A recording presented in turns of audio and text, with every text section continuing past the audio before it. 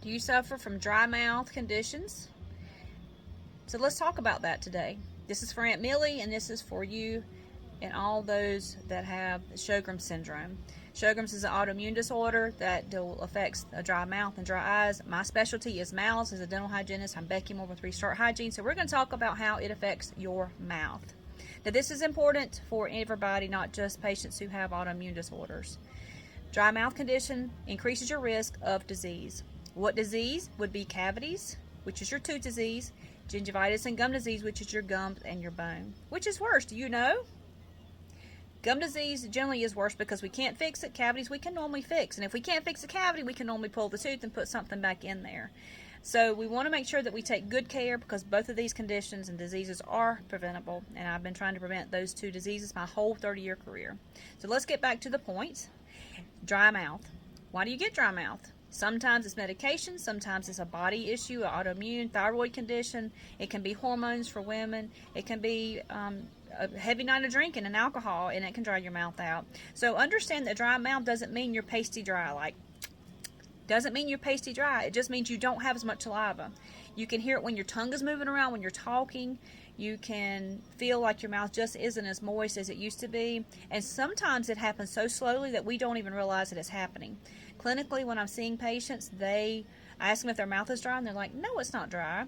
And I said, well, I'm going to look at it while I'm going along here. When I go to polish your teeth, if I don't see a pool of saliva in the corners, then that's going to indicate that we do have a reduced amount of saliva, which is a problem because of the disease processes. So, ways to improve your saliva flow. This is important. Number one is important to identify. So, identify if you wake up with your mouth being dry or your throat being dry. Identify if you have to sip on water all the time. Just feel how your mouth feels. Just make sure that when you're able to eat food, does your saliva glands produce enough so you don't have to have a sip of water every time you swallow and put food in your mouth? That could indicate a dry mouth condition. So I'm going to tell you 5 of my favorite tips to prevent dry mouth and to treat those dry mouth symptoms, to decrease bacteria in your mouth that will cause cavities and gum disease. So, number 1 is my favorite, xylitol. Xylitol is spelled Xylitol. I love to use xylitol every day. It's a prebiotic. It naturally increases your saliva flow. It reduces bacteria, so the bacteria can't grow, and that can reduce disease processes, cavities, and gum disease. So xylitol, you can use mints. You can use a mouthwash. You can use mouth spray. You can use their toothpaste. So there's different products that you can use. There's these little products that are called lozenges, the xylitol lozenges you put up in your cheek. If you know you're having a dry mouth at night, you can put it in your cheek. It will kind of adhere up in there, and it will release over time that xylitol effect. So you'll have more saliva throughout the night or in the daytime whenever you need it. So that's my number 1. Number 2 is drink water. Good quality H2O. Tap water and spring water are the best. Purified water does not have the natural minerals. They cook it, put minerals back in, but I don't know that those minerals are as good as naturally God-given tap water and spring water minerals. So that's important too. Number 3, keep your mouth shut as much as possible. Many of us can't breathe through our nose. We've not been nose breathers for a long time. That your nose being not used and your mouth being open will reduce your saliva flow, and we're not meant to be mouth breathers. And some more about that. I know I talked about that previously. So try to keep your lips sealed. If your lips are sealed, and your saliva flow can help catch up and keep those teeth clean and prevent disease processes. Number 4, reduce your sodium lauryl sulfate in products that you're using, mainly your mouthwashes and toothpaste. Sodium lauryl sulfate, it helps to suds up, so we have it in our shampoos and our soaps and our toothpaste, and it helps us make that suds up effect. I like things to be sudsy too, however, I don't want a dry mouth, so that is one product in your many toothpaste that you may find that can cause more harm. The 5th thing would be alcohol and alcohol mouthwashes. So when you're drinking alcohol as adult beverages or you're using alcohol rinse, that can really cause your mouth to dry out too, so you want to be aware of that.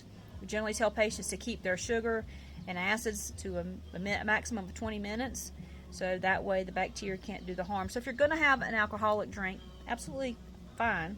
You just want to try to sip some water in between, give yourself a little break so your saliva flow can kick in and catch up. One other thing I do want to mention to you is really important is when we have a dry mouth condition, we usually have some kind of acid reflux or acidity issue. Now, you may know you have this issue, you may not. I've seen patients who had it for a year and didn't realize what was going on. That acid coming back up your throat when the saliva flow is not there to keep it at a minimum can come back up and can actually erode your teeth like acid coming out of the acid rain coming out of the sky on a rock. So remember that. I've seen this many times, and that will increase your sensitivity. It'll make your teeth look yet more yellow, because your acid is actually eating the enamel off your teeth. It usually happens on the back side of your teeth versus the front side. So these are some really important facts. I just want to get your mind thinking about the dry mouth condition. There's lots of other ways too we'll talk about later, but I wanted to share these with you because it's really heavy on my heart to speak to Aunt Millie and to try to help anybody suffering with a dry mouth, especially when you've been dealt with having an autoimmune disorder or having a thyroid condition too. Hashimoto's is another one that is really affected. So these treatments will help you. These natural treatments will help you, and I encourage you to do them. I'll give you one more. Use a humidifier. If you go to sleep at night and your mouth is dry, again, try to make sure your lips are sealed as best as you can. But put more moisture in the air. That can help you as well. So until next time, Becky with Restart Hygiene. Thank you for tuning in.